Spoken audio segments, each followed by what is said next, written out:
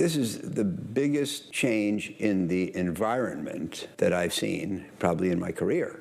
Tariffs are an increased cost. Somebody has to pay them. Stocks have delivered an average of 10% a year for the last 100 years, but not when the PE ratio was 19. What if I told you the golden age of the U.S. stock market is already over? Don't take it from me. This is coming from billionaire and legendary investor Howard Marks. The U.S. stock market has averaged a return of 10% a year for the last 100 years. A return so consistent that it has become a widely held belief that this return will continue forever. Howard Marks disagrees. In fact, Marks is warning that investors could actually see a stock market that produces as little as 1% a year from this point on. And it's not just Howard Marks saying this. The investment bank Goldman Sachs is forecasting just 3% annual returns for the U.S. stock market over the next decade. One of the reasons Howard Marks is nervous about future returns in the stock market has to do with tariffs and deglobalization. Listen to what he had to say. How do you start to even measure something like a potential paradigm shift, like the tariffs that were announced earlier this week? Well, first of all, of course, measure is the wrong word because that suggests some quantification, which is impossible. There's nothing to measure. But how do you gauge? How do you think about the changes? And, this is the biggest change in the environment that I've seen probably in my career. We've gone from free trade or world trade and globalization to this system which implies significant restrictions on trade in every direction and a step toward isolation for the United States. I believe that the last 80 years since World War II have been the best economic period in the history of mankind, and one of the major reasons was the growth of trade. And I think that we have truly had a rising tide that lifted all boats, and trade was a big part of that. And everybody in the audience should understand the role of trade. Every country, for example, does some things better and worse. And worldwide welfare is maximized when every country does the things it does best and cheapest, and then sells them to the countries that need them, which do other things and sell them to other people. That's how trade works. And, I don't know if it's politically correct, but the good news is that the Italians make the pasta and the Swiss make the watches. But if we stop world trade and the Swiss have to make their own pasta and the Italians have to make their own watches, the world will probably be, maybe arguably people in both countries will be a little worse off. That's what we're talking about here. And we should not underestimate the benefits that we've gotten from globalization. And among other things, there was a 25-year period, which I cited in one of my memos 10 years ago, in which the cost of durables in the U.S. went down by 40% in inflation-adjusted terms. That kept a lid on inflation here. It made goods available cheaply to all Americans. If we don't have world trade, we don't have that benefit. And, the tariffs are designed to encourage production at home, but who could imagine that most things produced in the United States will be as cheap as they are coming from abroad? In other words, things will cost more. If that's the case, does that mean that you see the inflationary regime as being something that is more persistent, or a reversal of what we saw, the disinflation of the globalization? Well, I think so. There were financial benefits from globalization, including keeping a lid on inflation. And, if we hadn't bought our TV sets and appliances from abroad in that 25-year period at declining prices, what would inflation have been? And the answer is considerably more. Maybe not 2, but maybe 3, 4, 5. And so, tariffs are an increased cost. Somebody has to pay them. And, most people think the consumer will pay them. There's some possibility that the importer or the exporter will pay them, or the government of the exporting country. But it's an increased cost, the proceeds from which will go to the government. And, will society be better off as a result? Tariffs are basically taxes on imported goods. When a country adds tariffs, it makes foreign products more expensive, pushing people to buy local instead. Sounds good, right? But here's the catch. It also raises costs for businesses and consumers.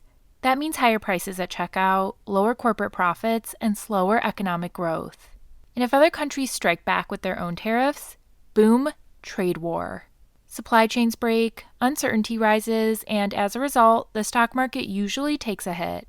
In just a matter of weeks, the U.S. stock market fell nearly 20% from its peak on concerns relating to tariffs. It's important to understand that when someone refers to the U.S. stock market, what they actually likely mean is the S&P 500. The S&P 500 consists of the 500 largest publicly traded U.S. companies. In simple terms, the S&P 500 index fluctuates based on investor expectations of the future profitability of these 500 companies. So put another way, when investors think these 500 companies will generate more profits in the future, the stock market rises. However, when investors think profits will decline relative to their prior expectations, the stock market falls. The reason the U.S. stock market declined so dramatically is that investors were concerned that significant tariffs would negatively impact the future profitability of companies in the S&P 500.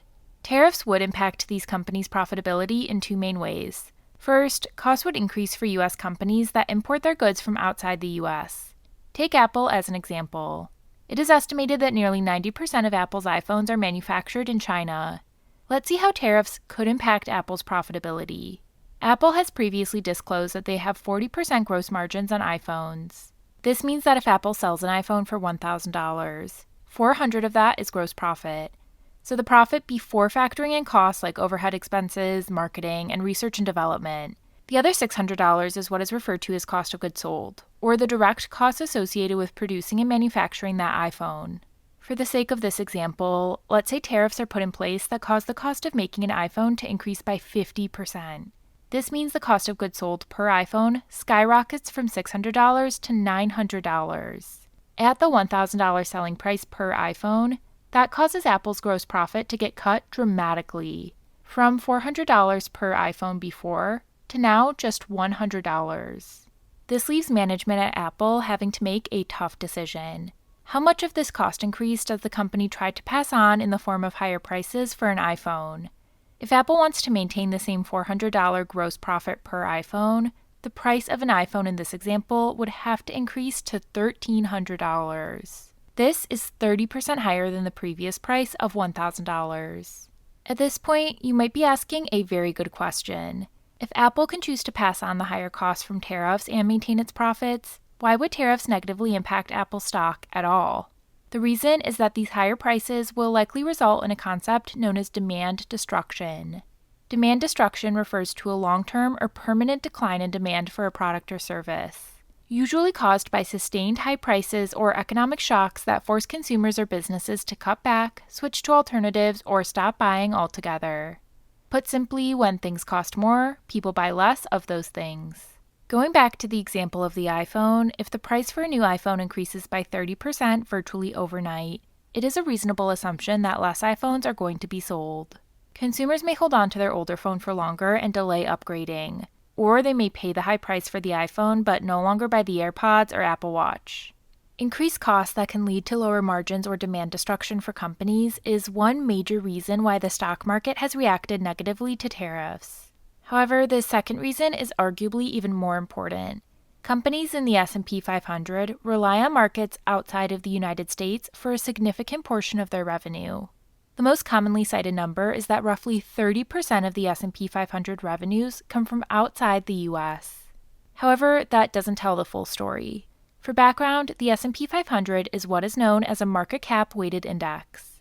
What this means is the S&P 500 index assigns more weight to companies with larger market capitalizations, meaning bigger companies have a greater impact on the index's performance. Apple is the largest company by market cap and accounts for 6.4% of the index, whereas a company like Domino's Pizza is number 386 on the list and accounts for a measly 0.4% of the index. If you adjust the international revenue to reflect the market cap weightings of the S&P 500, its true international exposure is more like 40% given how truly global in nature the largest companies are. The continued success of U.S. companies in international markets is highly dependent on global consumers viewing American brands positively and wanting to spend their hard-earned money at American-owned companies. Take McDonald's as an example. As of the making of this video, McDonald's has a market cap of $220 billion and is ranked number 30 on the S&P 500. Let's just say, for better or for worse, McDonald's is viewed as an iconic American brand with restaurant locations throughout the world. Roughly 40% of McDonald's sales come from outside the U.S. This number is only expected to grow as international expansion is crucial to McDonald's growth strategy. McDonald's management is projecting opening 10,000 new locations over the next few years, a whopping 9,000 of which are planned to be open outside the United States. Tariffs by the U.S. can result in the international operations of American brands facing backlash. We have already seen this start to happen with people around the world calling for a boycott on American companies. Going back to the example of McDonald's, global consumers may decide that they no longer want to eat at McDonald's as a result of this geopolitical tension. With over 90% of McDonald's planned future location growth forecasted to happen internationally, a global boycott would negatively impact McDonald's ability to continue to grow its revenue and earnings. This is why the stock market has reacted so negatively to tariffs. The companies that make up the S&P 500 would likely get hit from both sides. On one hand, their costs would increase due to tariffs on goods they import from overseas. They would try to pass those costs on to consumers, but this would likely result in demand destruction from the higher prices. At the same time, these companies' international operations would likely come under significant pressure due to the geopolitical tensions. However, deglobalization only tells part of the story of the challenges facing the stock market, according to Howard Marks. To make matters worse, the U.S. stock market started this year trading at extremely elevated valuations relative to history. This caused Howard Marks to release a memo entitled Bubble Watch in January. Listen to what he had to say when asked about what investors could expect for future returns from the stock market. When you're measuring how to decide the risk and reward of given asset classes in this type of environment, that could go in a multitude of different ways. How do you understand where there's value, what a return is that would justify a risk at a time when, potentially you could get 7, 8%, 9% with credit? With stocks, they have delivered more than 10% for the past number of decades. But going forward, I want to respond first to your last sentence. Stocks have delivered an average of 10% a year for the last 100 years, but not when the PE ratio was 19. And the PE ratio today is probably 19. The average return has been 16. So we can say that when the PE ratio averages 16, the return average is 10. But when the PE ratio is 19, my guess is, if you look at history, if you bought the S&P when the PE ratio was 19, historically you probably made, let's say, 1 to 6% a year or 2 to 7% a year, something like that, but certainly not 10. And so, what you pay matters, and the price of the S&P is elevated relative to historic levels, so you shouldn't expect historic returns. When the stock market starts at a high valuation, meaning prices are expensive relative to earnings, it usually sets the stage for lower returns in the future. Why? Because much of the future optimism is already priced in. Investors are paying more today for each dollar of earnings, so there's less room for prices to rise without a big jump in profits. The higher you start, the harder it is to keep climbing. To demonstrate what Howard Marks means, let's use an example of buying a pizza shop as an investment. This pizza shop earns $100,000 a year and is selling for $500,000. Paying $500,000 would earn you a solid 20% annual return on your investment. The $100,000 annual profit divided by the $500,000 purchase price. However, let's say a social media trend starts that causes pizza shops to become very popular investments. There suddenly becomes a lot of bidders for the store and the price shoots up to $1 million. The business still generates $100,000 a year in profit, but as a result of the higher purchase price, the annual return falls to 10%. With this higher purchase price, you as the owner are betting on the profitability of the store increasing significantly. That's what happens when you invest in the stock market at a high valuation. You're paying more today for the same earnings, so your future returns naturally shrink. This isn't just a theory. This is proven out by the data. Take a look at this chart. On the bottom, you have the current forward PE ratio of the S&P 500. On the left, you have what the annualized return was over the following 10-year period. As you can see, as the PE ratio for the stock market increases, the future returns investors can expect decreases. When Howard Marks wrote his memo titled On Bubble Watch, the S&P 500 was trading at a forward PE ratio of 22 times. This would imply a future 10-year annualized return of somewhere between 0 and 3%. So with this being the case, what does Howard Marks recommend investors do? Given where valuations stand in the stock market, Marks says it would be wise for investors to put a meaningful portion of their portfolio in bonds, saying in a recent memo, the current level of offered yields implies higher returns from credit than the S&P 500, with returns that are contractual and thus subject to much less variability and uncertainty. If you made it this far in the video, it's obvious you are serious about learning about investing from world-class investors like Howard Marks. If that is the case, make sure to check out this video here, Howard Marks' 78 Years of Investing Wisdom in 60 Minutes, because with over 1 million views, it is an absolute must-watch. I will see you over there.